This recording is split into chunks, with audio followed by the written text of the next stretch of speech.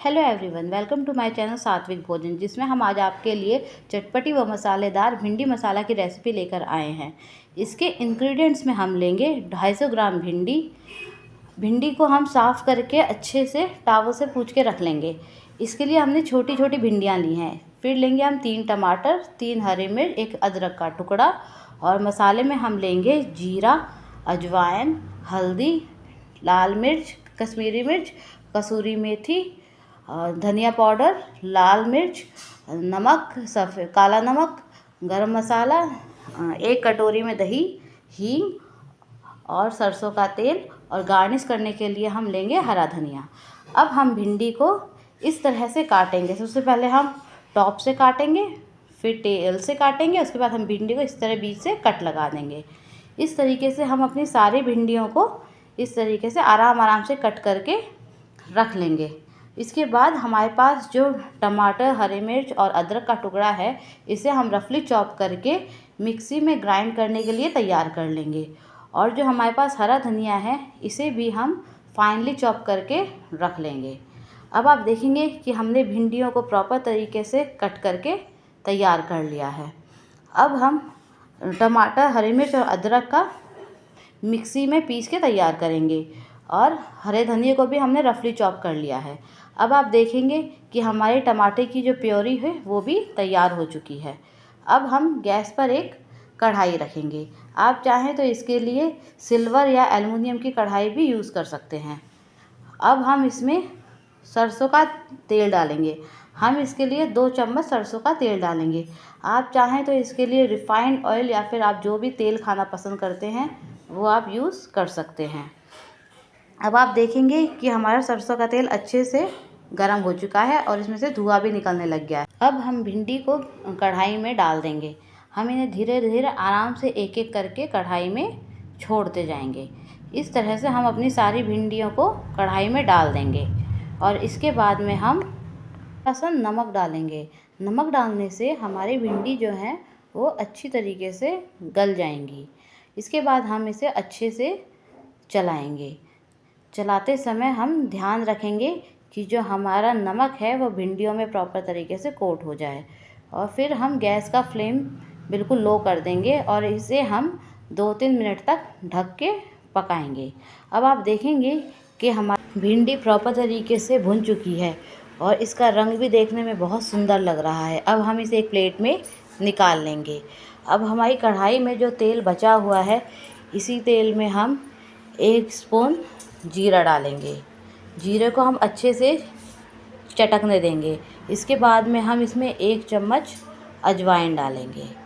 अजवाइन को भी हम अच्छे से चटकने के बाद में हमने जो टमाटर की ग्रेवी पीस के रखी थी, हम इसे धीरे धीरे आराम से कढ़ाई में डाल देंगे। इसके बाद में हम इसे चलाएंगे और गैस का फ्लेम जो है वो हम डाउन कर देंगे।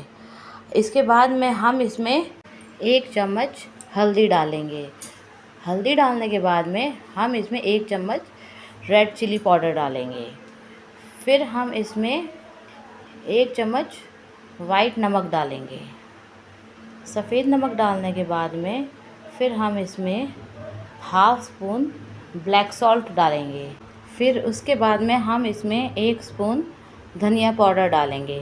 धनिया पाउडर के डालने के बाद में हम इसे अच्छे से चलाएंगे ताकि हमारे जो प्रॉपर मसाले हैं वो अच्छे से कोट हो जाए। इसके बाद में हम इसमें 1 स्पून कश्मीरी लाल मिर्च डालेंगे। इससे हमारी ग्रेवी का रंग बहुत ही सुंदर और निखर कर आएगा।